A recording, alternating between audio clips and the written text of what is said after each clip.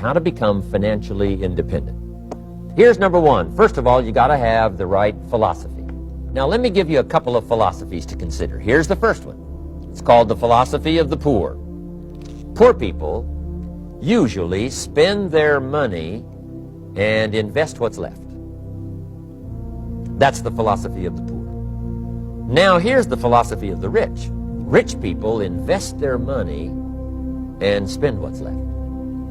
And here's the startling answer. It really doesn't matter what the amount is. What's most important is not the amount. What's really important is the philosophy. So I would ask you to adopt this philosophy. And I've got a little formula that I'm going to share with you. Now, what should a child do with $1? Here's one opinion. It's only a child and it's only $1. What difference does it make? Well, in my opinion, it makes all the difference in the world. A person's economic future starts with a child with $1. Somebody says, oh, no, you're only young once. Let him spend it all. Well, when would you hope that would stop? Somebody says, well, wait till he's 50 and broke like me and then he'll learn. Well, no, we don't want to wait that long. So what should a child do with $1? Here's the simple premise to begin with. Don't spend it all. And if a child wants to spend the whole $1, you got to say, hey, don't spend it all. They'll say, why not? It's my $1. I earned it. You say, I know you earned it, but don't spend it all. They'll still say, why not? Say, let me show you why not. So you put them in your car, take them to the other side of town, and show them where people live that spend the whole $1. Just drive them around. Kids learn best by visual. Just drive around and say, would you like to live here? Kid says, no.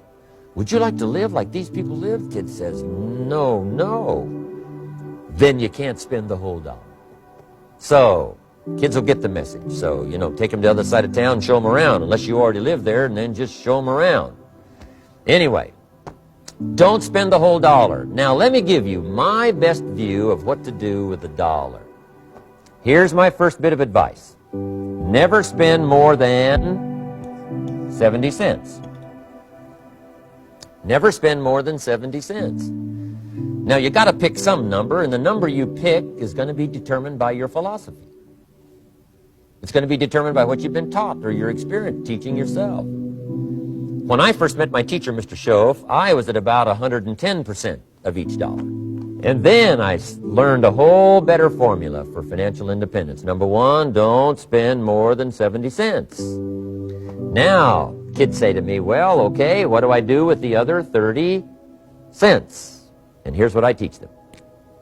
10 cents for charity. We're helping people that can't help themselves. 10 cents to support worthy projects. Projects that you feel good about. 10 cents out of every $1. It's called being generous.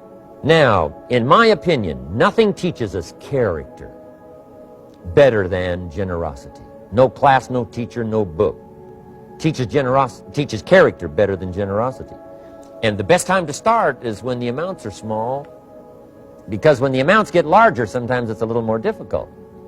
Giving 100,000 out of 1,000,000, someone says, oh, if I had 1,000,000, I'd give 100,000. I'm not sure. That's a lot of money. So the time to start is when the amounts are small. 10 cents out of the $1. Okay, next 10 cents I call active capital. Active capital means do something to make a profit. Active capital. Set aside a portion of your income. Wages are okay, but I'm telling you, wages will make you a living. Profits will make you a fortune. So set aside part of your income as capital, called active capital. Any kind of project you can possibly think of, you can possibly come up with. Then you must jot this down if you're taking notes. Profits are better than wages.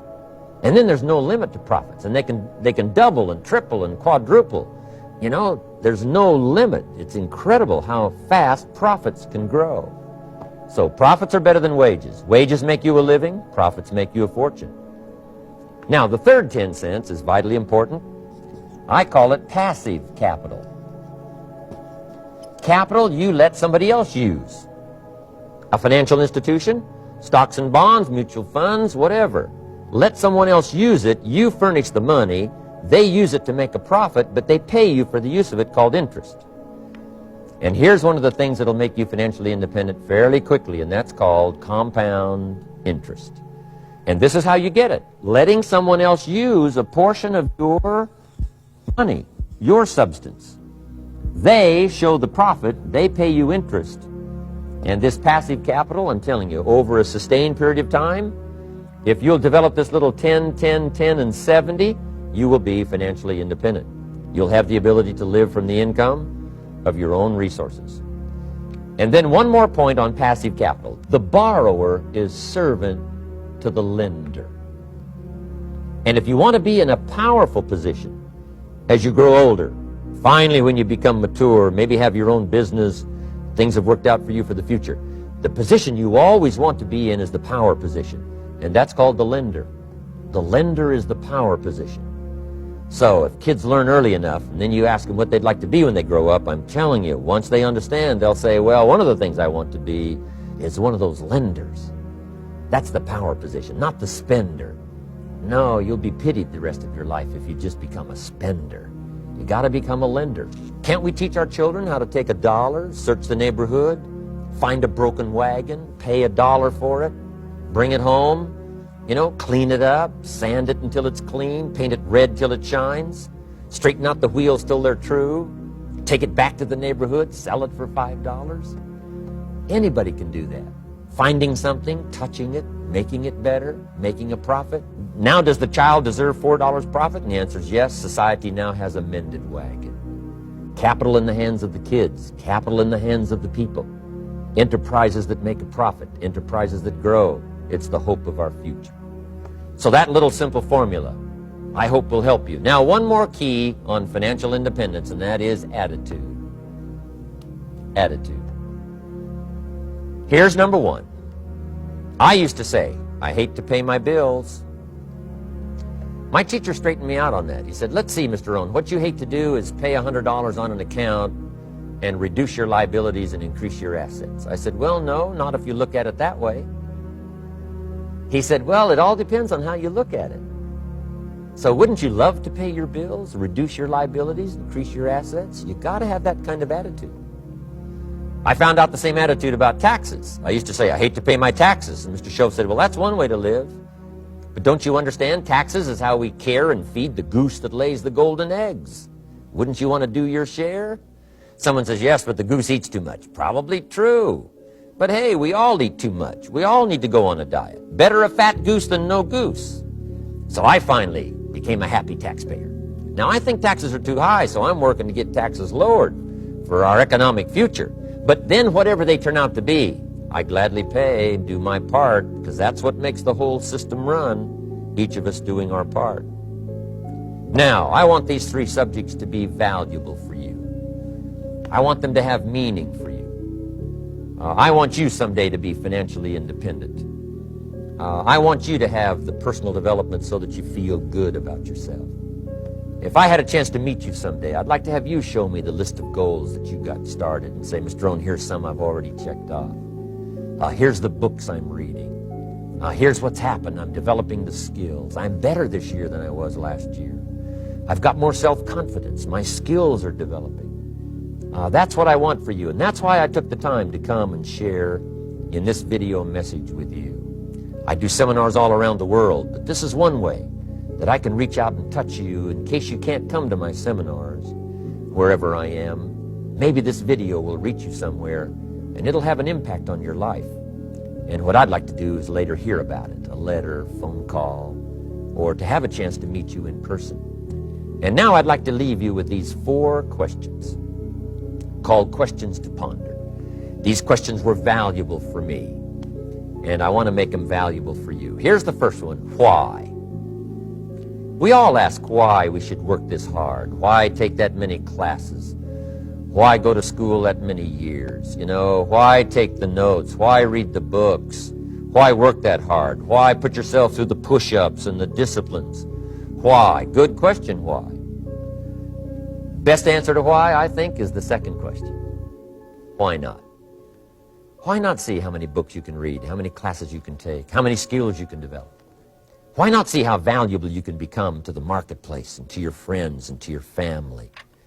Why not see what you can make of yourself? Why not see how far you can go, how much you can see, how much you can earn, how much you can share? Why not? That's the heritage all of us have, now that we've been given this extraordinary opportunity. Now, my third question I'd love to ask you in person. But since I can't do it in person, I want to ask it of all of you. But I want you to take it personally. And my third question is, why not you? Why not you? With good self-esteem. Why not you starting to change and setting goals? Why not you starting to make progress toward financial independence? If I can do it, you can do it. I wished I had a lot more testimonials here today besides mine. A whole steady stream that would come by and tell you their story. Someone who started with nothing, finally run a big enterprise. A mother who was on welfare, now she owns her own business. In addition to my story, I wish I had a lot more. And if all of them told their story, guess how they would probably wind up their story? They'd probably say, just like me, why not you? If we can read, you can read. If we can change, you can change. If we can figure it out, you can figure it out. If we can turn it around, you can turn it around. There isn't anything you can't accomplish. That's what those testimonials would say. And so I want to say it to you personally. Why not you? You've got the brains, you've got the stamina, you've got the vitality, you've got the interest, you've got your life ahead of you, you've got the future. You can do it. If anybody can do it, you can do it. If one of us can do it, hey, we all can do it. And now here's my last question. Why not now? This is a good time as the 20th century starts to wind down, a few more years as we get ready for century 21. What a good time to set your goals, work on yourself, work on your skills. What a good time to get it together. What a good time to start this process. Personal development, growing, changing, developing, having a good plan for your money and for your life and for your future. Why not now? And I hope I have a chance to see you one of these days and share with you the experience, the reaction, response you might have had from my message today. And until I get a chance to see you on this side of the world or the other side of the world, in some school or some seminar, I want all that I have gotten to be yours and much, much more. God bless. Goodbye.